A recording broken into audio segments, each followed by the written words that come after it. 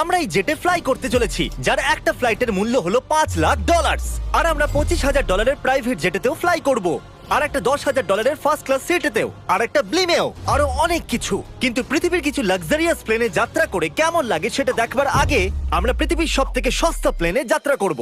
এর অবস্থা খারাপ। এই নাও $1। আমি খুবই নার্ভাস। তোমার নার্ভাস হওয়ার কোনো দরকার নেই, আমি হাফ ডজন বার এটা করেছি। আপনি এটা 6 বার করেছেন। এর আওয়াজটা লন মোভার ইঞ্জিনের মতো কেন? পৃথিবীর সব থেকে সস্তা প্লেনে যাত্রা করার সময় এসে গেছে। আরে না, আরে না, ও মাই গড, ও না, আমরা অনেক জোরে যাচ্ছি ভাই। Bye Jimmy. এটা আমার একদমই সেফ মনে হচ্ছে না। ওর ক্যামেরার সঙ্গে Wow! এক্ষুনি ধাক্কা লাগছিল, একটুর জন্য বেঁচে গেল। তুমি সিট বেল্ট বেঁধেছো তো? আপনি আমাকে শুধু বাঁচিয়ে রাখার দিকে ফোকাস করুন। আমি চেষ্টা করছি। ঠিক আছে, ও এখন হাওয়াতে আছে। চ্যানেলটা আমি নিয়ে নেব। আমি আমার ফুটেজ পেয়ে গেছি, চাইলে ল্যান্ড করতেই পারো। না, ও প্লিজ চলো, এবার চলো। ও আমাকে স্যালারি দেয়, একটু সাবধানে। আর যদি আপনাদের এটা ক্রেজি লাগে তাহলে ভিডিওটা শেষ পর্যন্ত দেখুন। আমরা পৃথিবীর সব থেকে দামি প্লেন টিকিটে যাত্রা করতে চলেছি। এক মিনিট, তুমি আমাকে নার্ভাস করে দিচ্ছ। ও মাই গড, ওরা নিচে নামছে। আমরা ল্যান্ড করতে যাচ্ছি।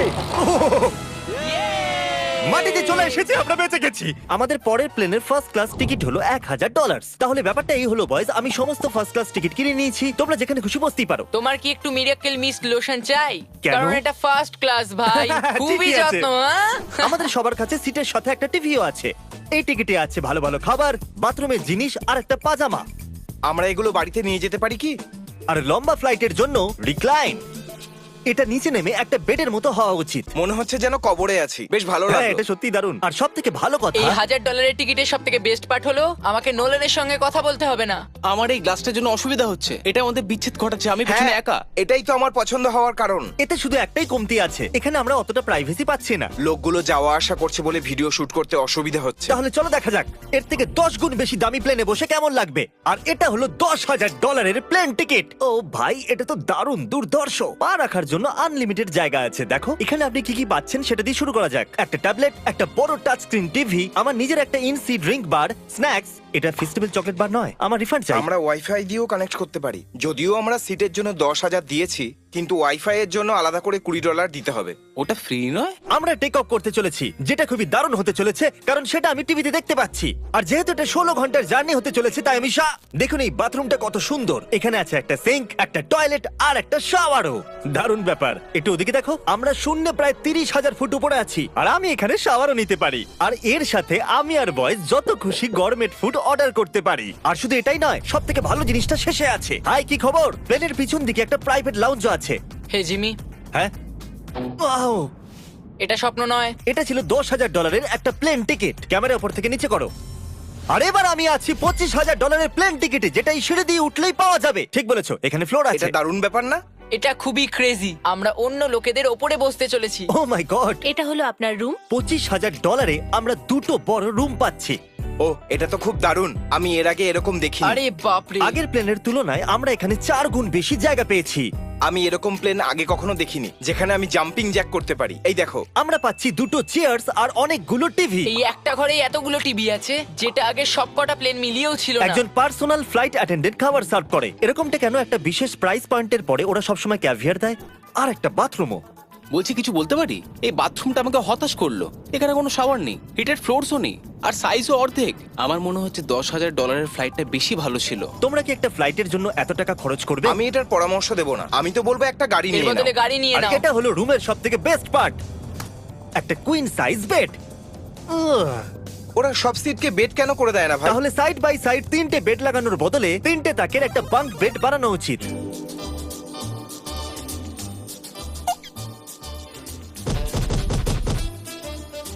Good morning. ঘুম তো খুব সুন্দর হয়েছে। কাল উঠে পড়ো, আমরা ল্যান্ড করতে চলেছি। আমি একটা পাথরের মতো ঘুমিয়েছি। এটা ছিল পৃথিবীর সব থেকে দামি কমার্শিয়াল ফ্লাইট। এবার সময় এসেছে প্রাইভেট ফ্লাইটের। তাহলে এটা হলো $1,00,000 প্লেন। এটা অনেকটা বড়। এই প্রাইস পয়েন্টে আমরা পাচ্ছি একটা পুরো প্লেন। Private, private, private. ভাই, এটা তো ইয়টের মতো। এটা তো অসাধারণ। এটা তো সত্যি অসাধারণ। তুমি একটা ক্রেজি জিনিস জানতে চাও? এখানে একটা নয়, এমন 4টে রুম আছে। এখানে লাউঞ্জ এরিয়াও আছে। ভাবলাম এটুকুই থাকবে।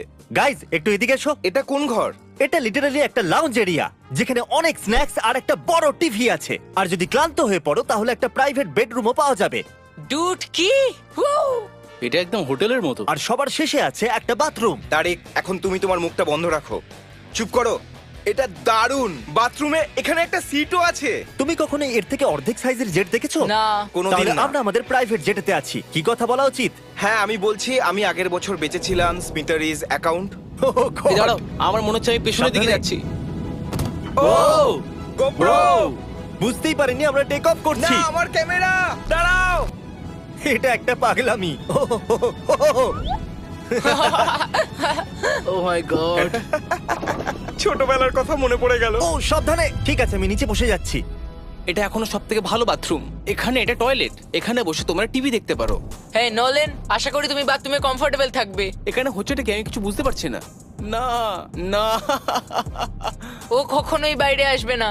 ও এটা হলো steak, mash, potatoes Oh, and thank you so much. Veggies. আর আমরা আপনাদের জন্য পিৎজাও বানিয়েছি। ইয়ে! এটা আমার সব থেকে ফেভারিট প্লেন, কারণ এখানে আছে ইউটিউব। কিন্তু আমরা প্রথমে পপ আপ হয়নি, তাই এখন নয়। আমরা বলতেই পারি এটা একটা বড় লোকের বেড, কারণ এখানে 500 বালিশ আছে। এটাকে এখানে রাখি, এখানে এটাকে রাখি।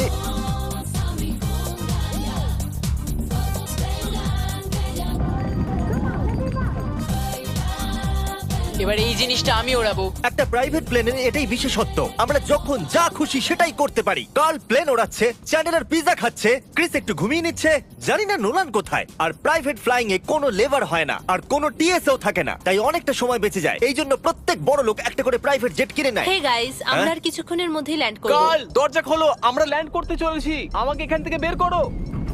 ও ও ও ও মাই গড, এটা তো একদমই স্মুথ নয়। এক মিনিট, নোলান কি বাথরুমে? কার্ল, ওকে বাইরে বার করো।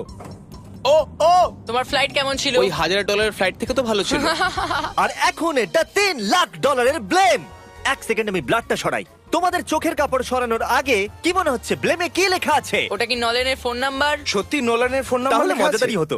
পরের বার। এখন চোখের কাপড় খুলে ফেলো আর পিছনে ঘোরো। আরে আই হার্ট গার্লস মোর। ও মাই কেন? গড! এ সত্যিই ভালোবাসে। না গার্ল, ও শুধু হৃদয় দিয়েছে, ও ভালোবাসে না। না, কি সব ভালোবাসি তো। লিখেছে? ও আমি কি একে ধাক্কা মারছি? ও এটা তো নড়ছে।